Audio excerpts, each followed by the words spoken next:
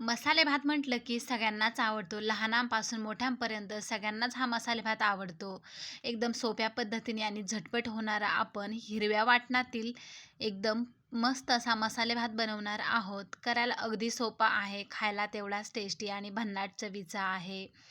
खूप कमी वेळेमध्ये, कमी साहित्यामध्ये हा मसाले भात बनून तयार होतो. एक विशेष वाटण तयार करून हा मसाले भात आपण बनवतोय. रात्रीच्या जेवणामध्ये भाजी चपाती खाण्याचा कंटाळा आला असेल किंवा बनवण्याचा, तर नक्कीच हा भात तुम्ही बनवू शकता. चला तर मग लगेचच व्हिडिओला सुरुवात करूयात.